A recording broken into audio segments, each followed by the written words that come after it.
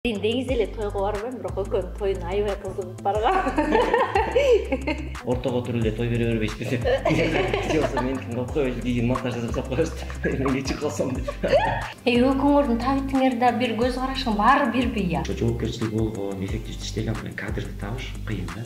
Билен чырылдагы турбайсызбы? Экөөңүн дискуссияң как будто дебатка чыгып алып кечке сүйлөшө бересиң. Үй бүлөдө жубайларыңар байкадыбы айырмачылыгыңарды? Экөөң эки башка турбайсың, сен мындай турбайсың, сен мындай дегенде. Билимге айлай, билим берүүгө кызыгып кеттик, анткени 2012 жылы Аскар Атхамисовдун фонд прогрессивный инициатива ачтык. Сөзүңүзгө каралча, мындай эгиз болгондун артыкчылыгы көбүрөөкпү же ар бир адам уникалдуу болгусу келеби?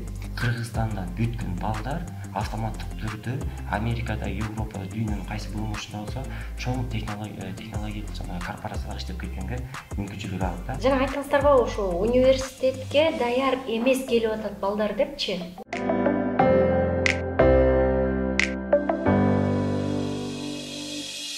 Саламатсыздарбы, урматтуу YouTube каналымдын көрүүчүлөрү? Бүгүн дагы кызыктуу маекчилерим бар.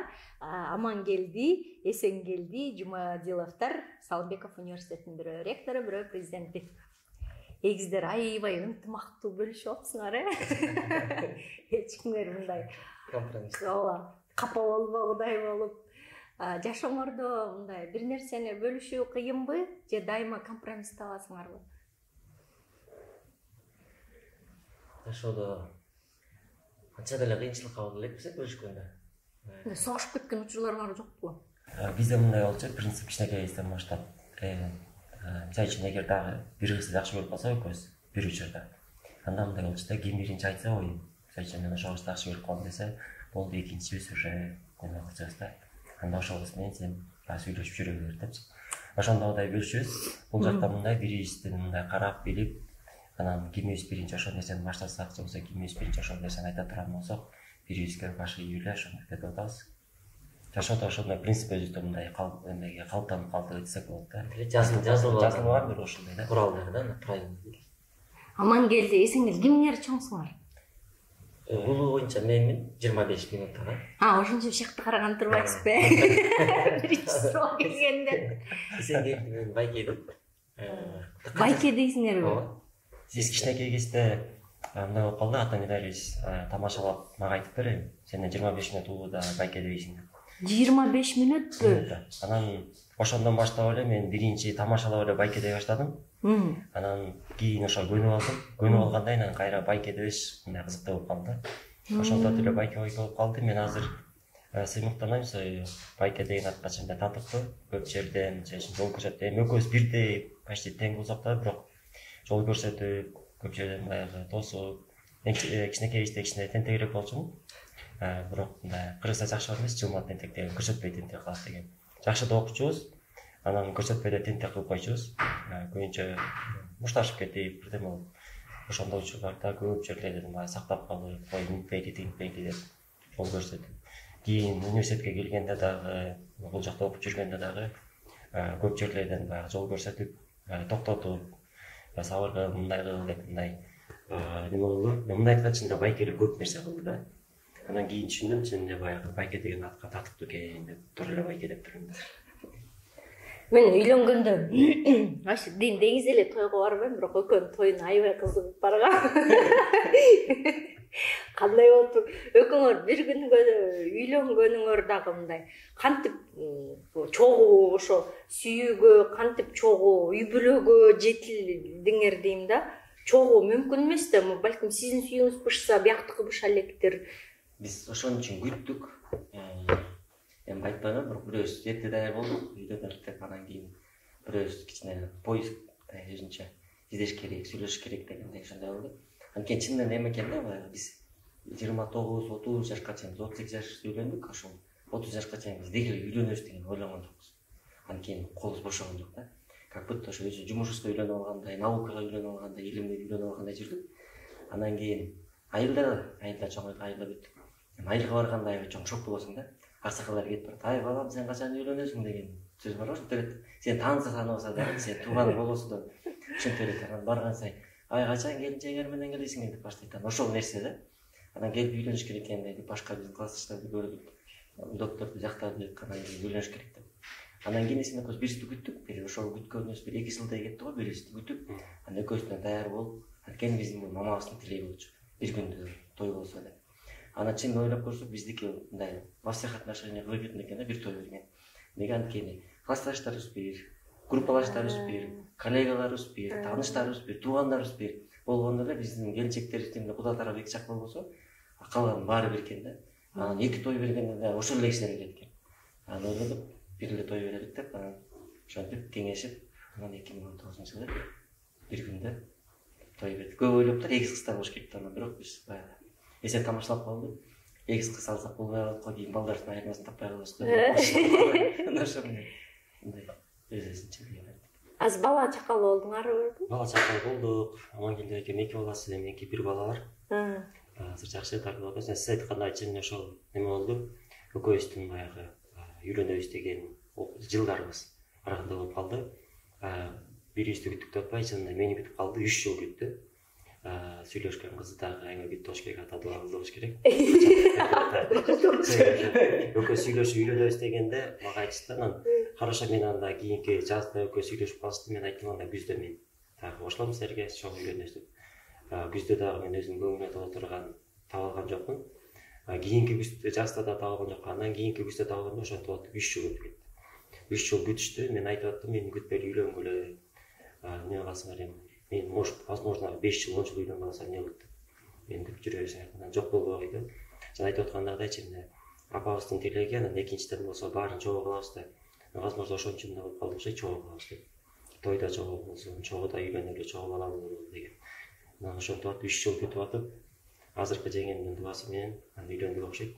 Кайра сол возможно күтүп атты да. Биз аны партада, мектепте отурганда бир партага кыз эркек отурушчу эле го, жаныбызга бирден кыз отурду. Биз такыр отурчу эмеспиз кыздардычы. Эже отурушуп коет, кетип ичебиз. Андан кийин сабактан кийин кетип ичебиз, кайра отуруп атабыз. Эмне болду? Жок, экөөбүз чогуу отургула деген эле ушинтип отуруп атабыз. Өмүр бою экөөбүз үйлөнгөн үчүн бир комнатага жатабыз, жүзүп барган жерибиз, келген жерибиз чогуу. Анан көнүп калганбыз да. Мисалы үчүн мен үйлөнсөм, эсен жалгыз калчу деп ошондо морально мен өзүмдө ошол укукту бере албай койдум да. Мисалы үчүн бөлүнө албайчы. Анан эсен айтты, кечке ушинтип ээрчип жүрөм, үйлөнбөстө эмне болмок деп. Анан каждый өзүнүн бар жашоосу болуп үйлөнүш керек. Эсен айтып тамашалагандай күтүп атат да сизге эртерээк үйлөнбөйсүз. Анан бирок ошол неме болду. Биз бир күнгө да чечип, акырында ушул Кудайдын буйругу экен да, баары бир. Айтат го тагы да ушу бир күн. Биз койгон ниетибиз, мамандыкка өзүбүздүн койгон ниетибиз. Морально мен мисалы өзүмөн ошону көрө алган жокмун да. Чечим чыгарып үйлөнөм дегенчи анткени. Эсен ошол үйлөнүп атканда как раз Пакистанда болуп калды. Анан тамашалап калды, бир күн калганда келди да. Ортого туруп эле той бере бербейсизби деп. Кичи болсо меникин алып койбойсуз, кийин монтаж жасап коесуз. Мен кечип калсам деп. Тамашалап атып университет ачылып, жаңычылыктан кез болчу, үйрөнөбүз деп атканда. Пакистанга жумуш менен барып калдык, жумуш бүтпөй калды. Бирок чын ошондо ой кетти да. Эгер мен свадьбага келбей калсам, анда мен баары кудаларга айтылды эле. Баары эме даярдап келбей калсам, тамашалаган, бирок на самом деле просто эме болчу да. Эгер бара албай калсам, анда может чын ортого үйлөнүп эле, андан кийин монтаж кылып сүрөт көргөн ошол видеого да кошо алабыз деген шундай болгон. Бир күн калганда келдим. Мен бирок биз 32 күндүк гүлөкө жок эле жана Татнакайда дегендей кечинде эле барып эле ресторандан. Силерде мындай эгиз төрөлөт деме? Ыктымалдуулук жогору болуш керек. Мурун негедир мындай эгиз десем көп кызыкчу эмесмин да. Бирок үйлөнгөндөн кийин, балалуу болгондон кийин эгиз балдар болсо экен деп мындай тилейт экенсиң да. Мурун үйлөнгөнгө чейин мен көп нечи эмесмин, кызыкчу эмес. Азыр кызыгам да, эгиз балдар болсо, эгиз кыздар болсо депчи. Бир үйдө жашайсыңар, Ал дагы мамамдын тилеги анткени. Мен эки жакка барып силерге кантип бөлүнөм деп берет да. Бизде ошо мен баягы дагы балдарыбыз көбөйгөндө айла жок бөлүнсө керек, ошондо деле ойлойбуз. Может жанашыр үй салып эле чогуу жашайбызбы депчи. Бирок мамамдын тилеги да ошондой. Бирок бизге дагы ыңгайлуу экен, анткени экөөбүз көбүнчө баягы командировкага чет мамлекетке көп чыгабыз. Анан ошол кезде баягы келинчектер жалгыз калбаганына жакшы экен да, бир-бирин поддержка кылып анткени. Кичинекей бала менен жалгыз калып калган кыйын да. Анан мындай болгондо биз коркпойбуз, кете беребиз. Үйдө жеңелерим үйдө да иштейт. жетиши элек иштеп атат. Азыр банкта иштейт, эң мурун эле банкта иштечи, бухгалтер болуп. Азыр ошол декретке 1,5 жыл чыгып, анан азыр иштеп атат кайра. Экөөңөрдүн табитиңерде бир көз карашың баары бирби я? Жок. Экөөңөр айрым болгондор. Кээ учурда болот. Экөөбүз деле кээ учурда үйдөн мындай дискуссия кылып, бир нерсени кээде чече албаган учурлар деле болот. Бирок кандай болот, эми дискуссия кылабыз. Кээде бир 2 саат сүйлөшөбүз. Келип сирибизди ишендириш үчүн, бул туура эмес деген ушундай сыяктуу болот. Бирок акыры баары кандай болгон күндө деле баягы мындай бир консенсуска келип, ошол менен кете беребиз. Бирок көбүнчөсүн баягы Амангелди экенин укканга аракет кылам. Сен айтып аткан көп жерлерден баягы кыракылык, алдын ала көрө билип мындай көп нерсени айткенде мен жыл өткөн сайын ынанып баратам да ошол жагыначы. Менимче ишим көбүнчө азыр эми билбейм, мурункудай караганда кичине токтороп болушу керек, бирок мен көбүнчө мындай бат чечим чыгарып, бат жемденип, анан бат мындай неме кылчумда ушу азыркы маселе азыр чечилиш керек, ушу жерден 100% чечилиш керек деген. Ушундай турчумун да. Эмоцияга алдырып, анан эмне болсо деле жок ушул күнү бүт чечилиш керек деп. Анан азыр чогуу жүргөндө кандай болду билбейм, менин таасири бирок ошол андай эмес. Мындай жок эми кээ бир нерсени күтүш керек экен. Жашоодо эле өзү эң чоң жадагы школа жашоодо эң чоң мектеп бул жашоо экен. Анан жаныңдагы мындай жанагы сени курсап жүргөн адамдар экен да. Анан дайыма жанымда жүргөн курсап жүргөн адам мен баягы атамдын ордуна ата да болуп калган, атасы каза болгондон кийин апасы эми алыста көчөнүн нарына жүрөт. Апам деле болуп калды көп жерде мындай тарбиясын берип. Агам да болду, досум да болду. Мындай устатым дагы болуп калды да мен үчүн. Анан ошон үчүн баягы көп жерден баягы ошол азыр агамдын таасири болуш керек, көп жерден баягы токтолуп, кой күтө билиш керек дегенчи. Бирок до сих пор кээ учурда чыгып кетет, маселелер чыкканда. Жок, эмнеге мынтип атасыз? Жок, давайте мындайдан кесип чечели. Бүгүн чечилиш керек, эртең жок болбойт деген болуп калат. Анан жок, кечке бир 2 саат түшүндүрүп жок, эсен келди, мондай кылалы, тигиндей кылалы. Мындай макул. Үй бүлөнүн чырылдагы турбайсызбы? Көп барам. Азыр мен кичинекейсинен негизи чыр деп коюш үчүн мен өзүм айтып жүрчүм, мен чыр эмесмин, мен чыр эмесмин деп. На самом деле бирок баягы эми баардык балдар кичинекейде шок болот да, тентек болот. Экөөбүз деле бирдей эле тентек кылчубуз. Бирок тентек кылганда эмнегедир мен көрүнүп калчумун да. Себеби мен кичинекей кезде көзүм токточу эмес да. Көзүм монтуп эле турчу. Анан экинчиден болсо мен көп сүйлөгөндүгүнүн дагы ичке, анан экинчиден болсо бат сүйлөчүмүн да. Анан үйдөгүлөр ай жай сүйлө деп атыр эле. Бир сүйлөгөн бат сүйлөсө болот элечи. Возможно ошон үчүн да мүмкүн мени көбүнчөсү эле чыр дей берчи. Анан ошол кийин сөз үчүн аябай ошол сөз жакчы эмес да. 25 жашка чейин мага чыр десе аябай чыдап кетчүмүн. Бирөө деле мындай жөнүндө отуруп жүрүп, сен чырыраак турбайсың десе аябай ошош кеткенге дайыр болчумун да.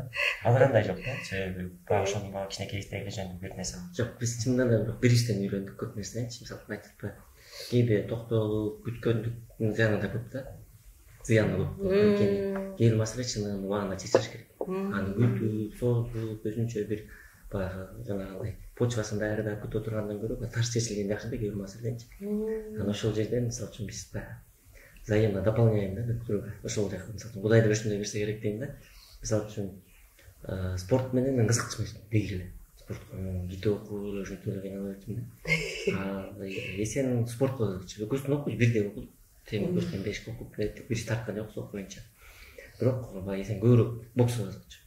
Айлантип, машинанын эски покрышкасын столго кийлеп алып, печке сагып эле ошентип эле мал жайлап коюп, печинде анан караңгыда саат болчу нарын суут да. Анан аны бубактуу чапкылап эле анан ишке чыга жүргөн жоксуң. Баягы эсен мен мисалы бокска серип көп. Анткени ошол спорт керек экен, мен азыр түшүндүм да. Денсаулыкка керек экен деп. Ал жагынан эсен сүйлөдүм. Анан ошол характеринде воспитывать эткен спорт. Ошондой болду.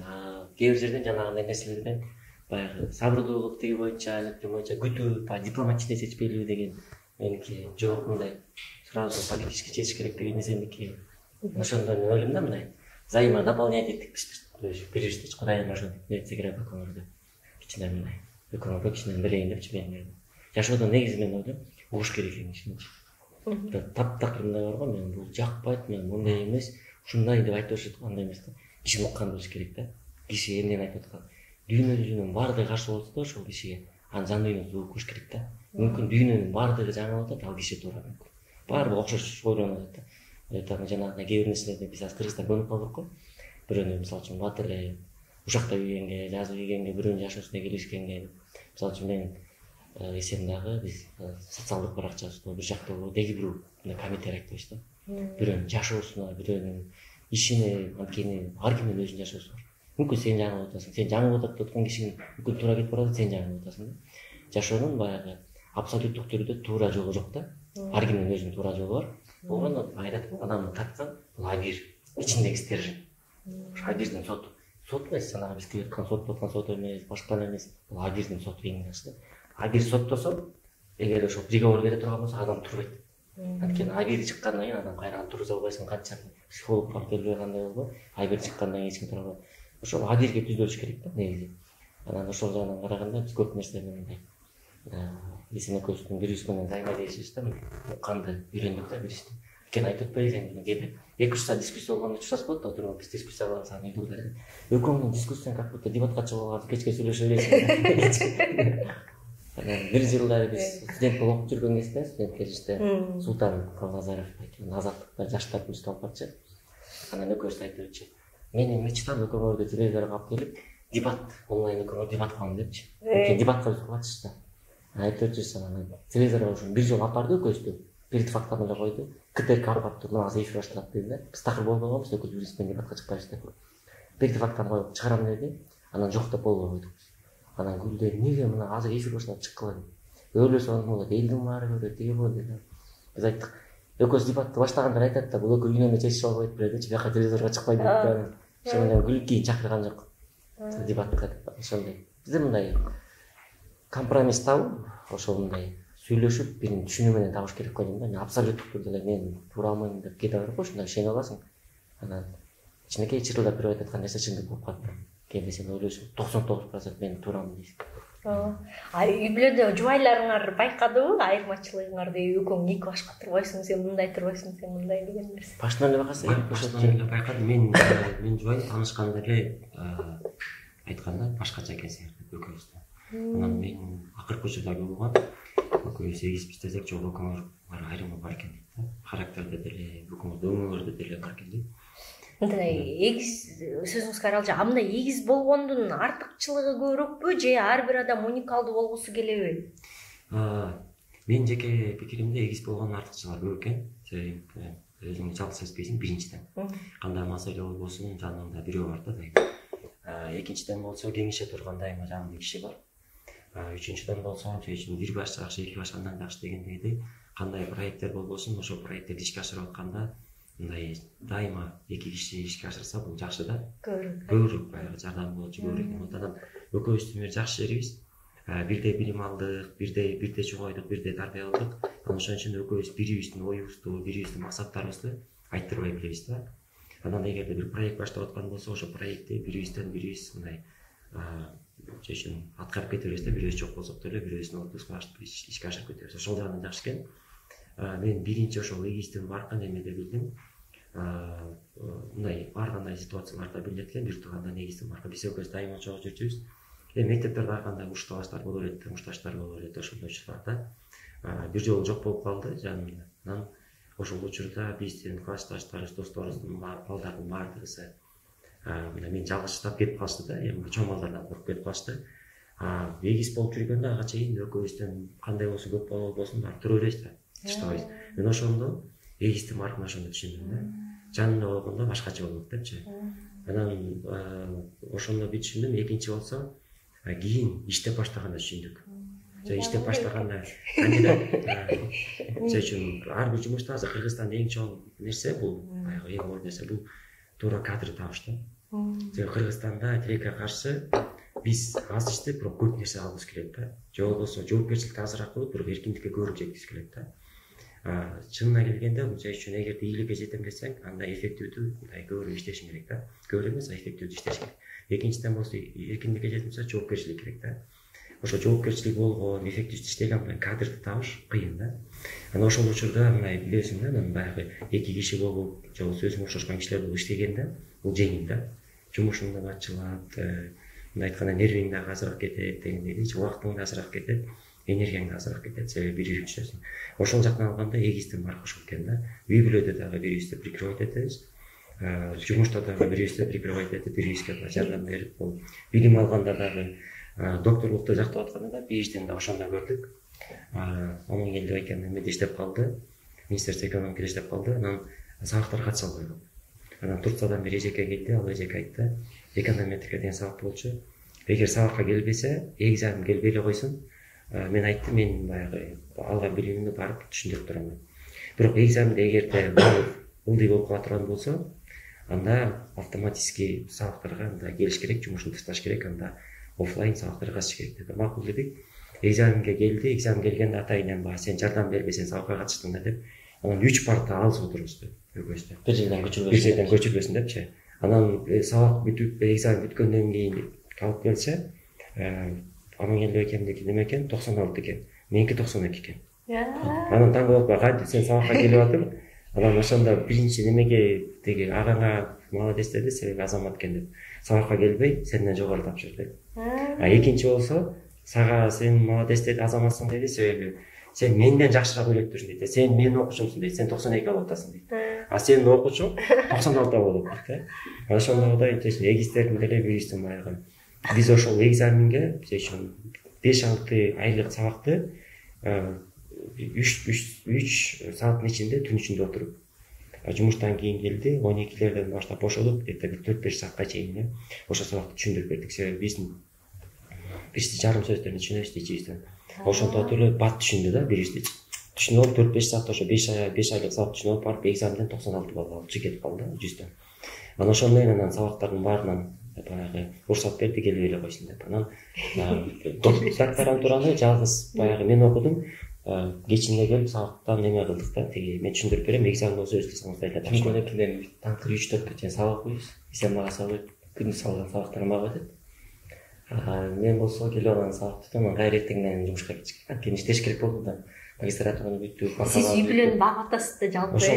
Сиз окуп атасыз экен. Мен окуп чечиш керек болуп калды да. Мисалы үчүн ошол мезгилде эсен улуттук банкка өттү жумушка. Бирок улуттук банк айтып калды 2-3 айдан кийин жумушка алабыз дешти.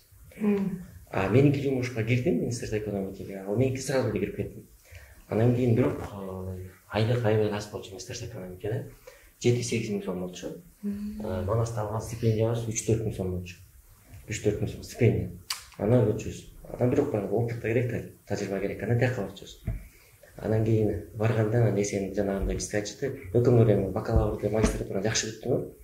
Макул дейт, сабакка келбесең болот дейт. PhD'ни бир жыл окуйт да. PhD'ни сабагын бүткүлө.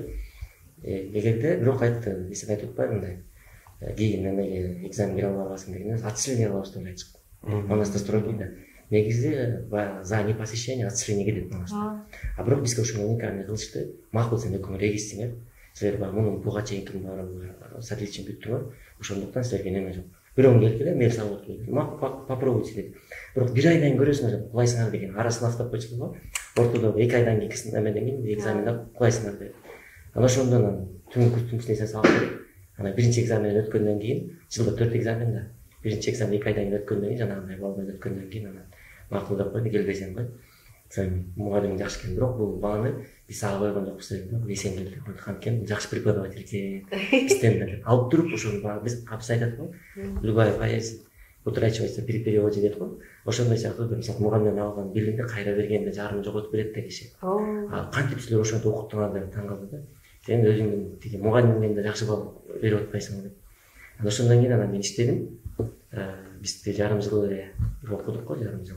Анан 1 жылга жетпей докторский мнение называть этип анан өктөп жеңилди, анан университетке барып калдык. Андан кийин защиталерде диссертация жазасың, свободно иштеп жазып көрсөтүп ай сайын отчет берип турасың. Ошо 1 жыл айдан стресс болгон да бизге. Кечке чейин жумуш, кечинде келип сабак окуйт, эсен доктойт, мен доктойм, кайра саат 7-де туруп кетесиң, 4-кө чейин сабак окуйсуң, кайра 7-де туруп кетесиң, күнүнө 3-4 саат уктамай. Ошондой 1 жыл аябай стресс болгон. Ошондой нерселерди мына жакшы да, биринчи подстраховать эткенге сабак. Диссертациялар жазганда бирөөбүз теориясын жасабыз, бирөөбүз эсебин чыгарабыз. Ошондой ошол жагы жакшы да.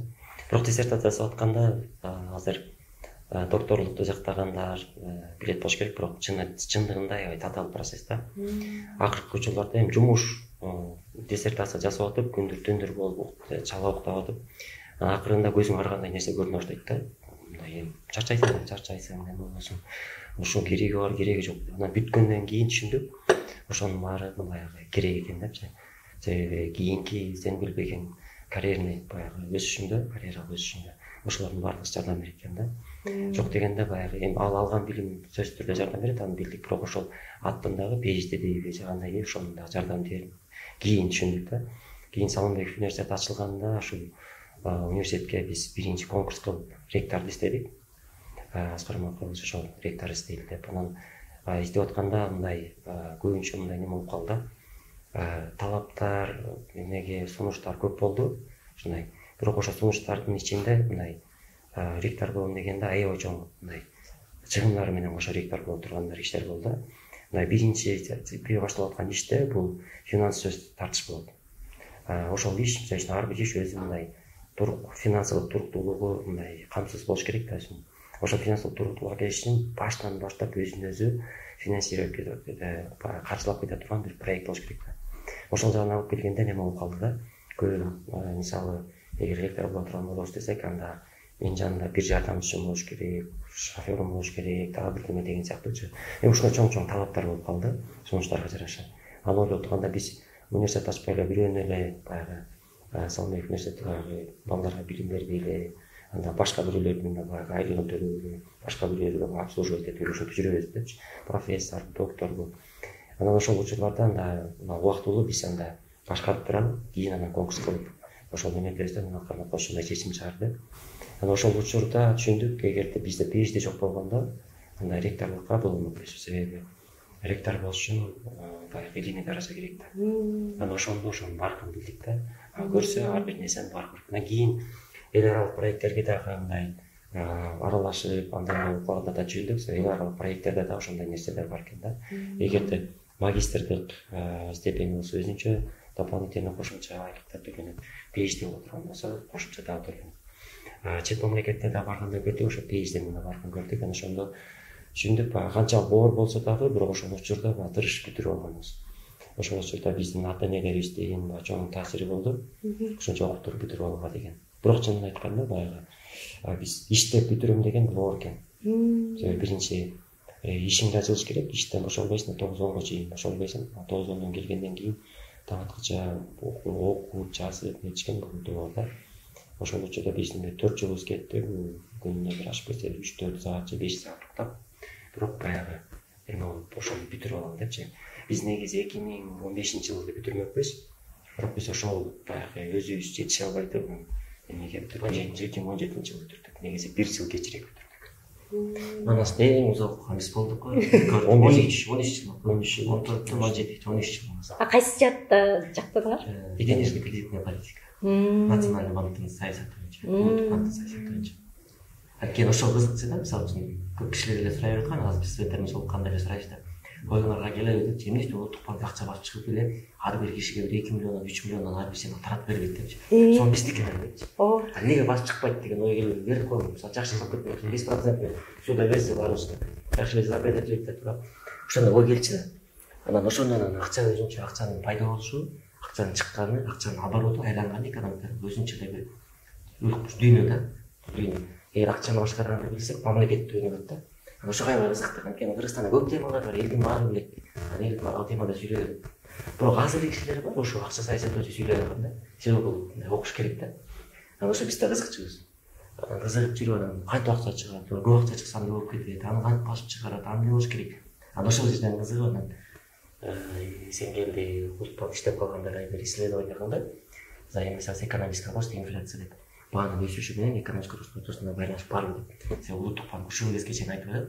Акчаны көп чыгарсак бул инфляцияга алып келет, баанын өсүшүнө алып келет, анан бул кайра узак перспективада экономикага дестабилизация алып келет депчи. Мүмкүн кыска аралыкта бул элдер жыга таап акча болот, дагы узак аралыкта бул экономиканы мындай башаланып калат деп ойлошот да. Анан ошону исследование кылып, математический модель менен экономический исследование кылды десек, 3 айда, 3 айда чыкты. Анан бир токмош бир шок маалымат чыкты. Экөөнүн ортосунда минимальный взаимосвязь бар экен. Экономический рост менен инфляциянын ортосунда. Ошол мезгилде 2012 жылдары 13 11-жылы 2011 жылы исследование чыкканда улуттук банк өзү шок болду. Мен кечээ дагы ошол мурунку зампредседатель Абдулла Телесөрлөрүнөн сүйлөшкөндө айтып, шок болгонбуз деп. Өкмөт ортосунда байланыш жок деп чыкты. Байланыш бар, понимаете деп. Биздин кыялыбыз бар болчу да Кыргызстандын альтернативалуу өнүгүү планын жазып чыгабыз депчи. Любой студент кезде баарыбыз максималистпиз да. Мына максимализм бар, өзү кылгың келет.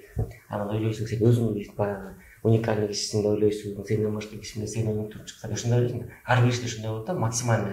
Сен келсең эле Кыргызстан жолуп, сен жазып чыгасың дегендечи. Любой студент азыр студент балдар жооп кандай ошону көрөм да. Бүт студент ошондой бар. А сен болуп сенден деле өйдө ага эсилер ушу илки жеткен көрсө, мунун жеткен жери мындай тургандай, мындан да бийик болом депчи. Бул жакшы. Анан ошондо бизде деле ошондой болчу да, баягы өзүнчө мозговой центр түзөбүз деп жүрдүк. Анан ошондон өзгөчө кызыктып, кийинен докторский десемдики дагы көчүктөн ошондой улуттук банктын саясаты, акча саясаты боюнча болду. Бирок биз ал жакта иштеген жокпуз. Кийин билимге аябай билим берүүгө кызыгып кеттик. Анткени 2012 жылы Аскар Маткаби Салымбеков менен фонд прогрессивный инициативди ачтык. Анткени ошол кезде бизге бир ортобузда неме турду. Выбор, чечим чыгыш керек болду. Эсебин жеринде улуттук банк аркылуу Турциянын центральный банкине иштегим келип аткан. Ошока иштеш керек болду. Мен Минэкономдон чыгып ошол кезде ГСП түзүлбөдү. Финполицияны расформировать этип, Грузиянын примерин расформировать этип, анан бир түнү ГСП түзүлүп 3 ай өзүнчө бизди космоско учуучудай космонавттарды дайындап аткандай жакты экзамен болуп, иштемди текшеришип, онлайн кылышып жанагындай ушундай баштады. Биз ушундай өттүк немеденчи. Бүт банкта иштеген, министерство иштеген балдардын баары чыгып 3000 киши катышып 200 баланы алып деп. А мен да ошол жака өттүм 200 баланы катарында. Бүт 3 ай жүрдүк да, физкультура тапшырдык, медицина бүт бар. Өткөндөн кийин айлык сурадым, мен экономдон кийин да.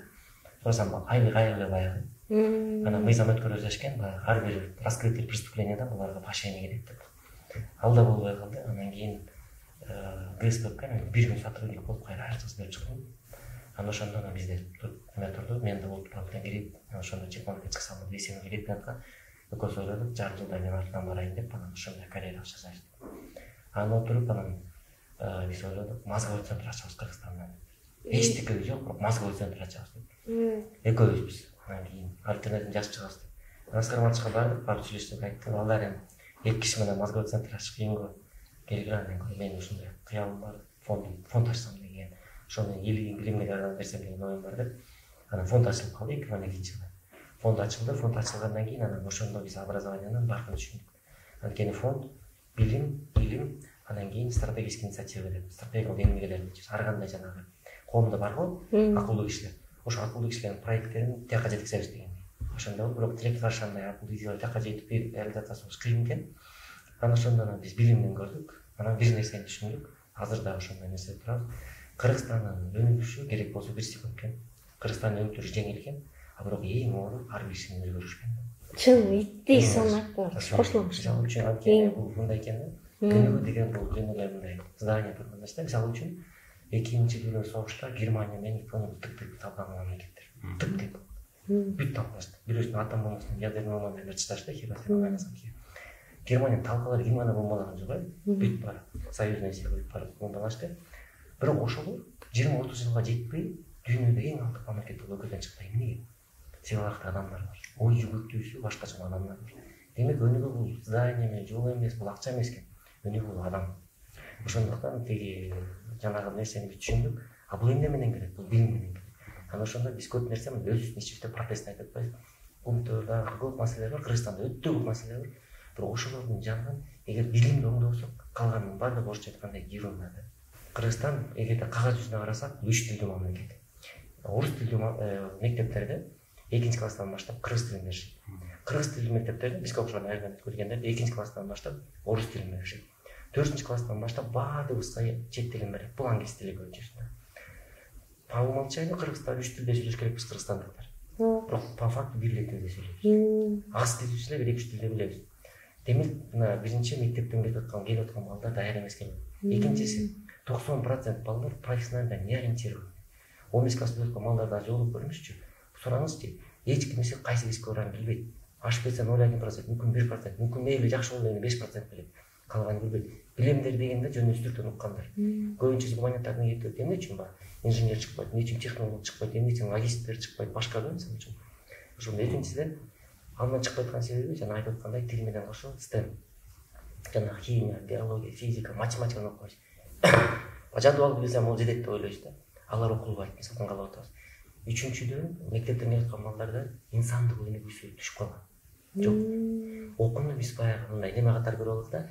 Туалетке баш керек, укташ керек деген сыяктуу элечи, барып мен аттестат алсам болду. Мына азыркы учурда биз университеттерде ошонун мына балдар даяр эмес келет. Анан университет эмнеге айланып калды азыр? Университеттен диплом алабыз, а навыкты жөндөмдүү аяктабыз курстардан. Мисалы үчүн бухгалтер окуйт, университетте диплом алып чыгат, айтинести бар курстан үйрөнөт.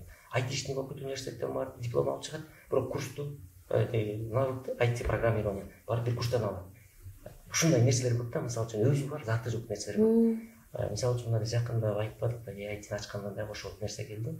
Мисалы үчүн көп требованиялар бар. Азыркы министерстводо ушул нерселер кардиналдуу өзгөрүп атат. Биз ошол составка кирдик комиссияга реформирование үчүн. Мисалы үчүн 40% остепененность деген бар.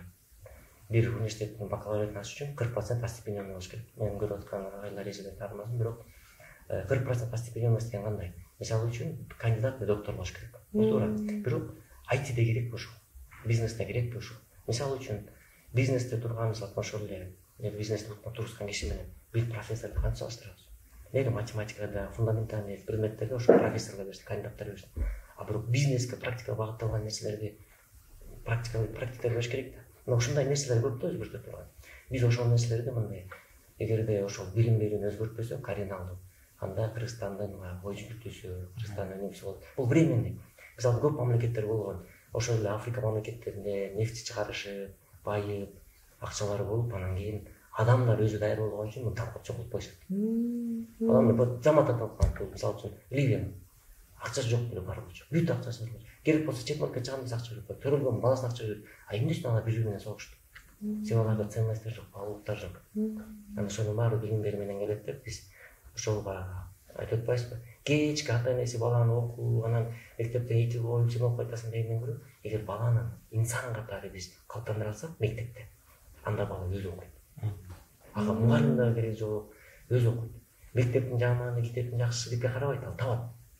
Ушундай болот го, чаңдай кишилер өзү. Мына ошо Кудай берип аткан модельдер да бай көрсөтөт. Мен бир модельди көрсөттүм, баарыбызга берет мисалы. Мына вот жетип атпайт, клубникадан кеп жетип атат. Демек болот экен деп Кудай көрсөтөт ошол мисалды. Ошону алып копировать этип масштабировать этип дейт. Ошол мисалы азыркы ойлоп аткан нерсенин баары адам жан денеси салынган нерселерди биз масштабировать этиш керек да.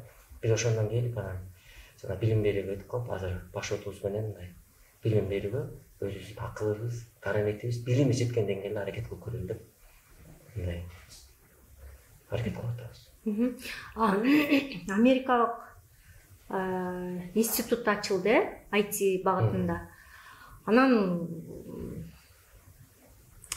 эмне мындай өзгөчөлүк киргизип атасыңар? Биздин бул билим берүү тармагында эмнени жактырып айтасыңар? Кайсы системаны сындырып, кандай система курушубуз керек экен? American Institute of Technology деп Америка технология институту деген ачканын эң биринчи максаты биринчиден биздин билим берүү контентин өзгөртүү. Экинчиден болсо билим берүүнүн методикасын өзгөртүү. Үчүнчүдөн болсо билим берүүнүн максатын өзгөртүү. Чечин азыркы эми максаттар жакшы, жасалган жактардан, бирок чын-чынына келгенде коюлуп аткан, жетилип аткан жетишкендиктер, максаттар башка болуп калган. Чечин азыр биз American Institute of Technology дегенде контентти же болбосо эң биринчи башталып атканда бул окуу программасы. Окуу программасын биз айтып атабыз.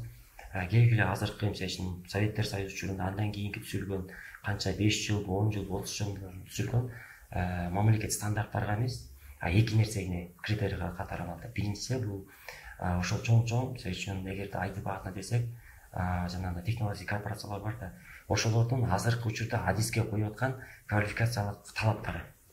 Ошонун негизинде экинчиси болсо алдыңкы ошол технологиялык багыттагы билим берип жаткан дүйнөлүк университеттер, Стэнфорд, MIT ошол сыяктуу университеттердин окуу программалары. Ошол эки нерсени алып туруп, кошуп, анан окуу программасын иштеп чыкканга университеттерге окуу мүмкүнчүлүк берилсин. Ошонун негизинде түзүлсүн деп. Эгер ошонун негизинде түзүлө турган болсо, Кыргызстандан бүткөн балдар автоматтык түрдө Америкада, Европада, дүйнөнүн кайсы бурмушунда болсо чоң технологиялык жана корпорациялар иштеп кеткенге мүмкүнчүлүк алат да.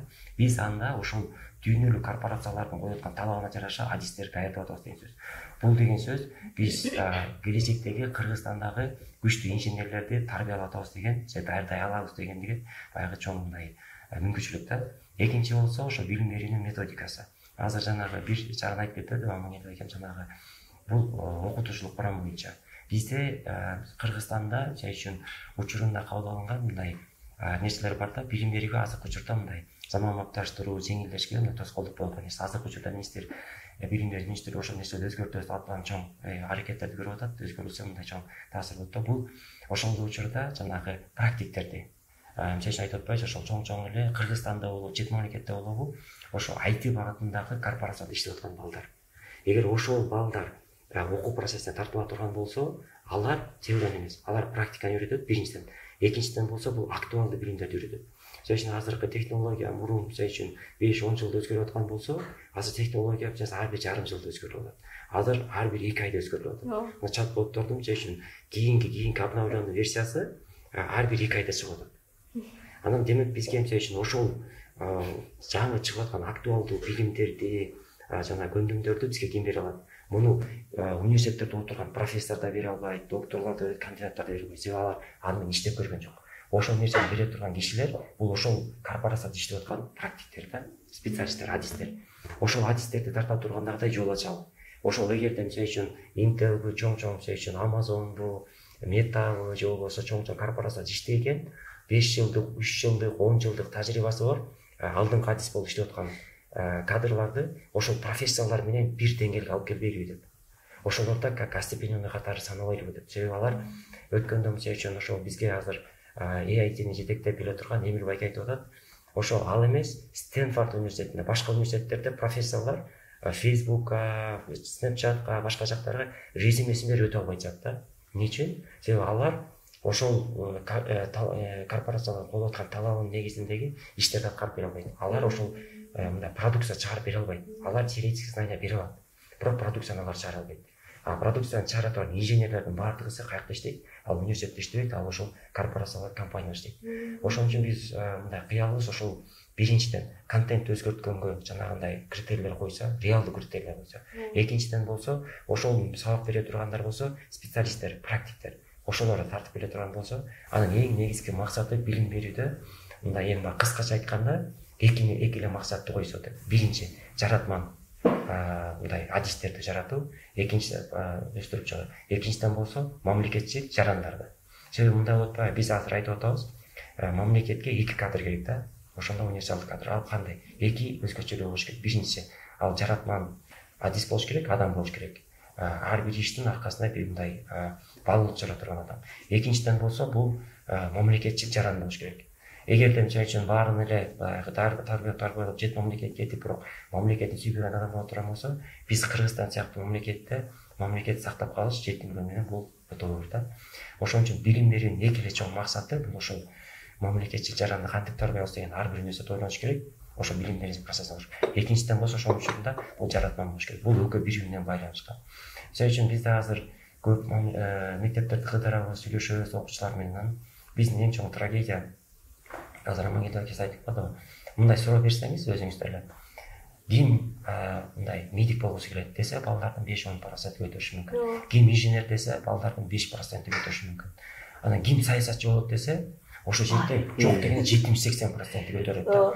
Биздин трагедиясы ошо да. Мамлекеттик кызматта иштей турган адамдар саны чектелип, баарыбыз мамлекеттик кызматкер боло албайбыз.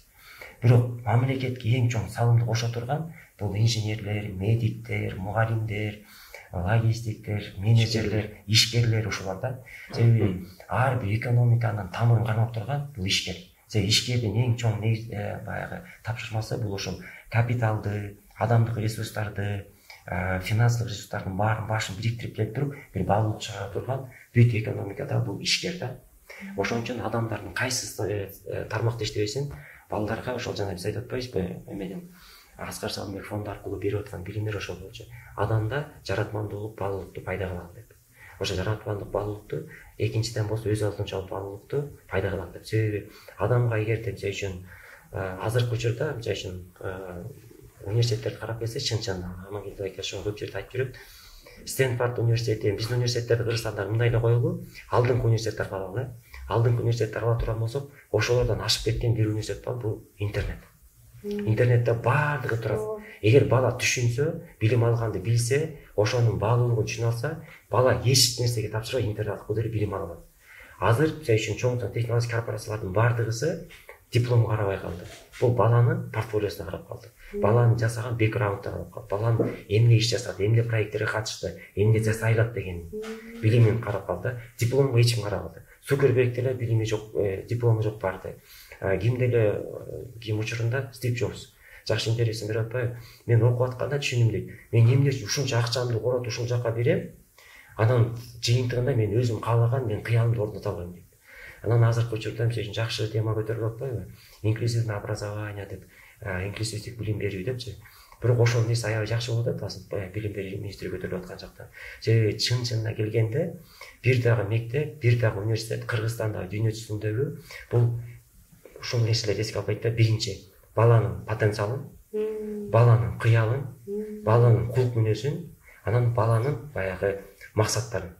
Ошол нерсени эске ала албаса, биз эч качан баланы жаратман инсан кылып тарбия албайбыз. Себеби характер дагы башкача, характерди биз эсепке ала турган болсок, ошого жараша методиканы иштеп чыгып, жок мисалы үчүн баарын эле урушуп тарбиялап билим ал дегенге эмес, ар бирин өзүнчө индивидуальный подход кылганды мугалимдер үйрөнүп башташмак.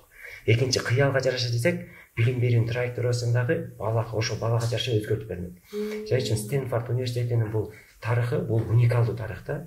1895-жылы Стэнфорд университети ачылган. Бул жеке менчик университет. Ошол ачылып атканда Беркли деген Сан-Францискода мамлекеттик аты чыккан, абдан күчтүү университет бар болчу. Анан Стэнфорд ачылганда ошол жакта мындай айтышыптыр да, шылдык менен айтышыптыр. Мамлекет чоң университет турса, бул Стэнфорд университети эмне үчүн ачылып атат? Бул университет Берклиден ашам деп атабы депчи. Экинчиден буга талап бар деп. Ким барат буга, ким окуйт? Бирок Стэнфорд университетинде ошо баалуулуктан башташканда биз жаңы баалуулук, жаңы маданият киргизебиз деген. Биз билим беребиз дегенбиз. Анан кандай баалуулук болду? 3 баалуулукту биринчи киргизишти. Биринчиси. Ошол учурда билсеңиздер, университеттердин баардыгысы Америкада, Европада булар бир конфессияга байланган. Анан айтты, жок, университет бир конфессияга байланбаш керек деди. Университет болсо эмне деп айтты? Ошол жанагы кыздар өзүнчө, эркектер өзүнчө деп окубаш керек деп. Америкада ошол учурда ушундай болчу. Кыздар өзүнчө окучу, балдар өзүнчө. Кыздарга көбүнчө билим бергенде ал жакта консервативный подход болуп, кыздар билим ала алчу эмес да. Анан үчүнчү болсо билим орусча айтканда практика ориентированный болуш керек деген. Анан ар бир бала өзүнүн каалаган кыялын ошол университеттен ишке ашырыш керек деген да. Анан ошол концепциянын туура экендигин бул Силиконовая долинанын пайда болушу мындай тастыктап турат да. Ошол жанагы Кремниевая долина деп атпайсызбы? Ошондон чыккан, Стэнфордтан бүтүргөн 8 инженер, биз көбүнчө учурда Стив Джобстарды айтып атпайбыз? Стив Джобс бул экинчи, үчүнчү поколениясы. Ошол жаратмандар чыккан. А биринчи гараж бул жанагы Hewlett and Packard деп атпайбы? Жана HP-нин гаражы болгон. Ошол Кремниевая долинада пайда болушуп, ошол жактан НАСАга, жанагы чоң американский жанагы военный корпорацияларга ошолордун чибинен баштап баарын жасап берген болгон. Булар биринчи жолу ошол Hewlett Packard'дар калькуляторду ойлоп чыгып атышпайбы? Калькуляторду. Анан калькуляторун сатып башташты. Анан кийин жанагы немелер транзисторлорго өтүштү. Анан кийин бара ошолордун баары чиптерге өтүштү. Булар чоң нерсеге айланышты да. Бирок ошол гаражда отуруп алып эле, ошол кубтер аны берип Стэнфорд университети. Анан ошондон чыкты да. Ошол учурдан баштап профессорлору мындай задача алган. Сен эгер ишиң баштан келсе, Стэнфорд университети сага беребиз деген. А Стэнфорд университетин ошол баштап аткан, мисалы азыркы Салымбеков университети сыяктуу эле бир мисалы үчүн бир библия болчу да. Азыр мисалы Аскар Салымбековдун университет ачаган, бир жаратман коомду пайда кылам деген сыяктуу эле ошондой максат менен алар библиясы келген.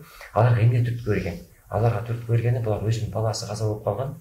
Баласы каза болуп калганда ошо Стэнфордтон ошо ата энеси, ким баланын ошо атасы менен апасы чечкен, биз балабызга бере албай калган акчабызды, балабызга бере албай калган кыялды, балабызга бере албай калган ошол билимди биз анда башка балдарга берели деп, анан ошол Стэнфорд университетин ачабыз деп ошондой кылган да. Анан биздин да азыркы учурда ошо Салымбеков университетин коюлуп аткан максатыбыз да бизде баягы амбициябыз жакшы менен айтканда чоң, коюлган максат да ошондогу да. Себеби биз дагы ошондой Кыргызстанды өзүнчө бир мындай маданияттуу, баалуулукту калыптандырып, Кыргызстан өзүнүн баалуулуктарын эске алып, ошондо да Кыргызстан Стэнфорд болобуз деген бир чоң бир задача, максат коюлуп ошону кетип баратабыз да. Анан Амангелди акеңиз айтып калбады, биз университетке келген, Аскар Маткош келгенге биз эме деп айтканбыз деп, жанагы think tank мозговой центр ачабыз деп. Ошондо Аскар Маткош менен биздин сүйлөшкөнүбүзгө беришилер өтүп кетти. Чечим чыгып иштешебиз дегенибизге. Аскар Маткош айтсак, биздин идеяларыбыз, максаттарыбыз, принциптерибиз, анан кыялдарыбыз бир болуп калды. Аскар Маткош ошондогудай ушундагы бир университет ачам, фонд ачам, билим берүүгө, адамдык капиталдын өнүктүрүшүнө мен салым кошом деп. Буга чейин баягы маданиятка, спортко, дагы башка тармактарга салым кошуп келатты да. Анан кийинки этабында ошол кошом деп, эми ага чейин деле билим берип, илимге салым кошуп келаткан, бирок муну мындай систематический бир, мындай системдүү түрдө кылам деген максаты бар экен. Анан сүйлөшүп отурганда айтты, бир сөзү ошо бизнеске алып калды. Баягы мен асмандан тилегеним, мен жерден таптым балдар деп. Ошентип эле силердин максатыңар айтып аткан нерсе жөнүндө мен ушундай деп. Бул азыр сизге айтып берип аткан нерсенин баарын айтып бере алган жокпуз. Бирок кичине эле баягы 5 мүнөттүк сүйлөшүүбүздөн ошо бирибизди түшүндүк да. Каяка барыш керек, каяка илеш керек деген. Анан ошо мени жетелеп барып туруп эле жанынан кабинет берди. Анан ошол жака отургула, иштеп баштадыла. Качан чыгып келесиңер деди. Анан биз айттык, Аскар Маткош бизге маектап бериңиз. Биз ошол тиги экөөбүздөн эки жакта иштеп атабыз да, ал жактан чыгып келишибиз керек. Биз азыр барып эле биз кеттик деп айта алабыз. Мен улуттук банкта иштеп атам, мен кеттим деп айта албайм. Мага 2 ай уруксат бериңиз, чыгайын айтайын.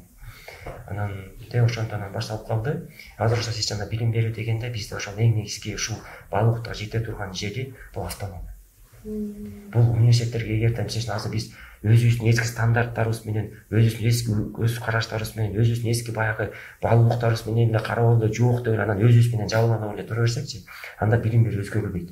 Азыр мисалы үчүн бир жакшы момент келип атат. Мен терең ишенем, билим берүү министрлигинде дагы, мамлекеттик ишчилигинде да ошол түшүнүк пайда болуп, ошол нерсени азыр түртүп атышат да. Мына бизге да жанагы EIT-н ачылышына ошол билим берүү министрлигинин дагы чоң таасири болду. Себеби ошол киши менен жолуктурууга барганда Эмил байке бул жака жөн эле өзү айткан, мен разведкага келдим деп. Кыргызстанда ошондой иштер кылса болот, кылса болбойт деген. Анан келгенде көрдүк, министрлик айтты да, азамат биз министрлик, мамлекет ошол нерсени колдойбуз деп. Ошол нерсе аябай таасир берди. Анан чыккандан кийин айтты, келгенде силер айтып аткан ошол жана идея менен мен даярмын, кетебиз, Салымбеков университетин чогуу EIT-н ачабыз деп. Ушундагыдай.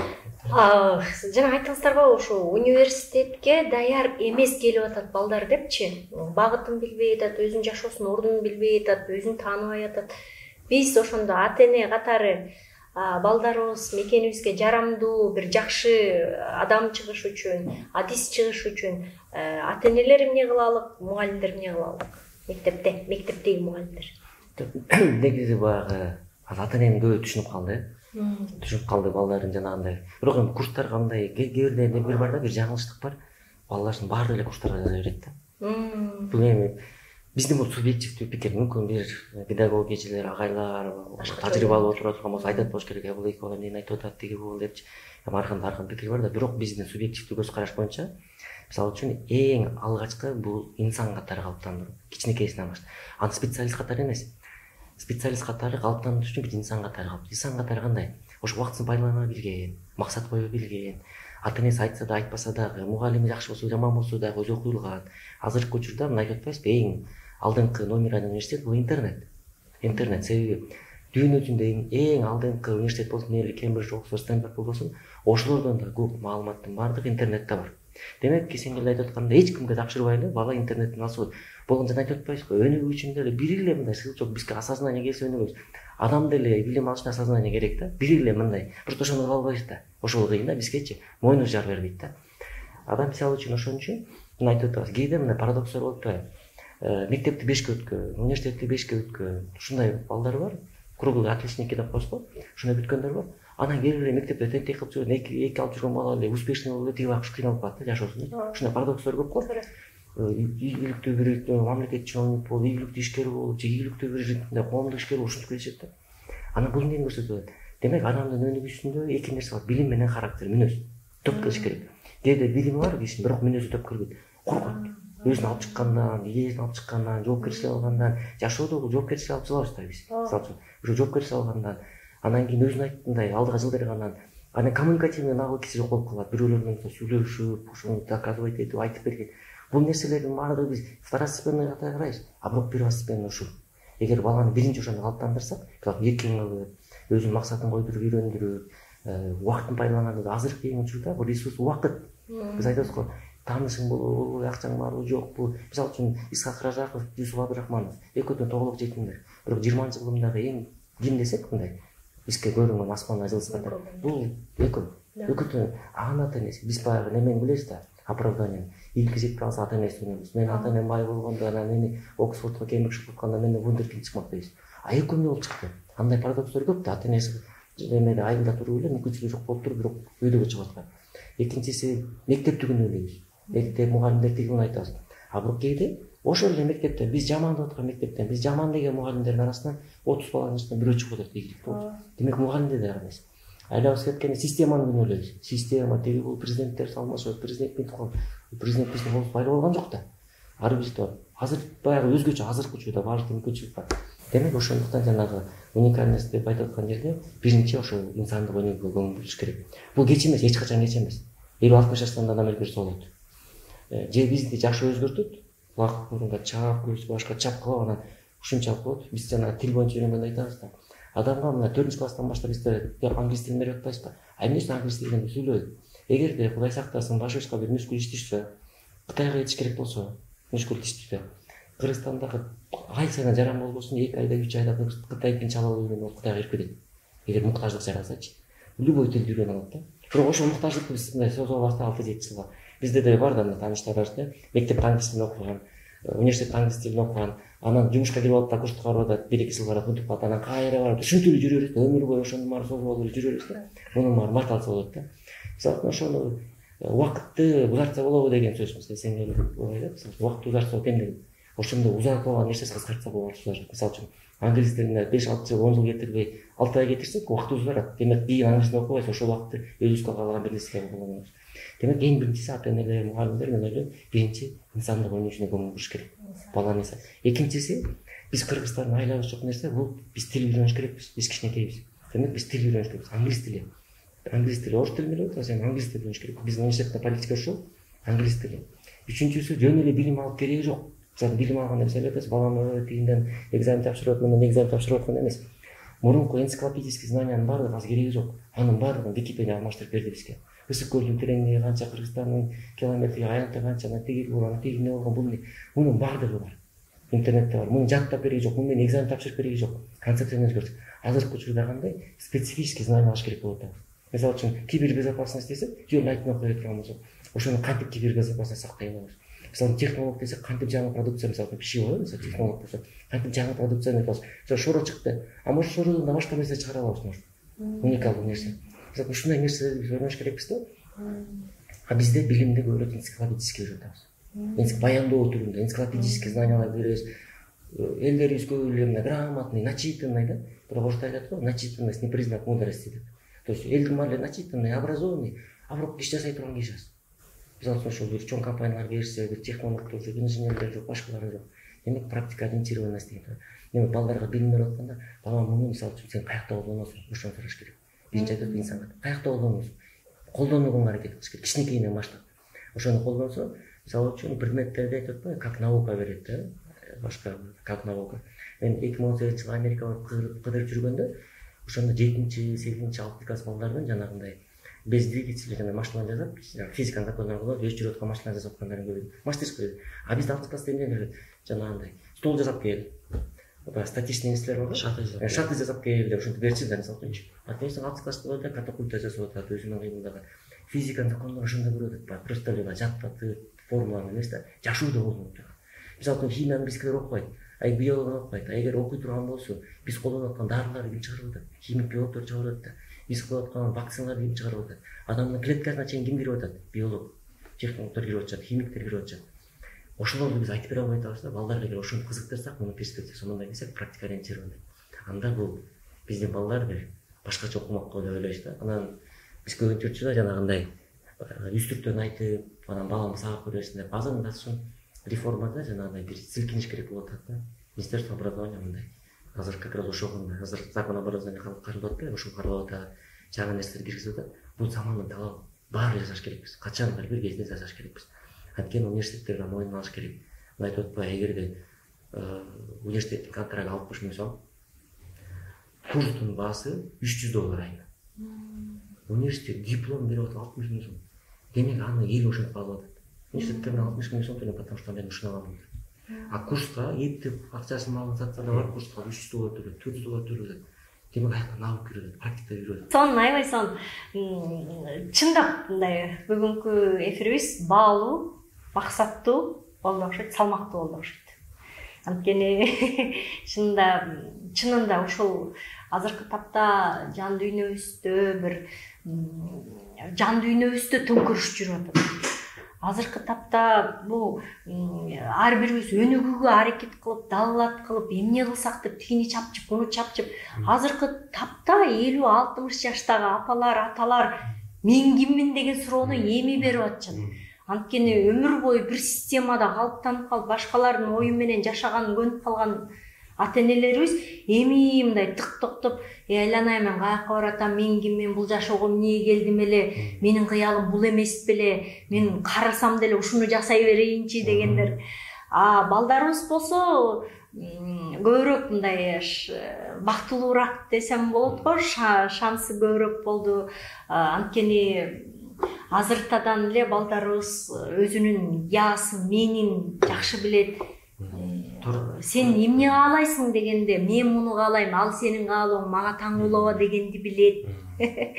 Ошон үчүн Кудай буйрса, мен ойлойм ушундай силердей сон эр азаматтар бар да, силердей адамдар бар да, Кыргызстандын учугу кура эмес.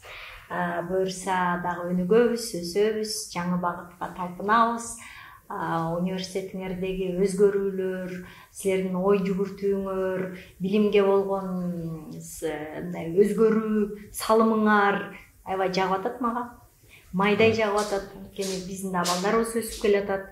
Биз дагы ойлонуп, тынчсызданып атабыз. Эртең балдарыбыз кандай чыгат, эмне болот, ким болот, Кыргызстаныбыз кандай өлкө болот, кандай өлкөдө балдарыбызды жашатабыз, кандай муундар уланат деген сыяктуу. Эң сонун сизге экөөңүздөргө тең ыраазычылык, анан ата-энеңизге рахмат. Бир сонун адамды экиге бөлүп көбөйтүп бергендер үчүн. Рахмат сиздерге, шейттерге каалайбыз. Ой, мен мага кааласа таң аткыча сүйлөшөт элем. Жеңелерим урушат болуп. Эфир бүтүрөйүн депчи. Урматтуу YouTube каналым көрүүчүлөрү, бүгүнкү эфирибиз жакты деп ойлойм. Комментарийге сөз пикириңиздерди калтырыңыздар. Каналыбызга катталганды унутпаңыздар. Кайрадан көрүшкөнчө сак саламатта болуңуздар.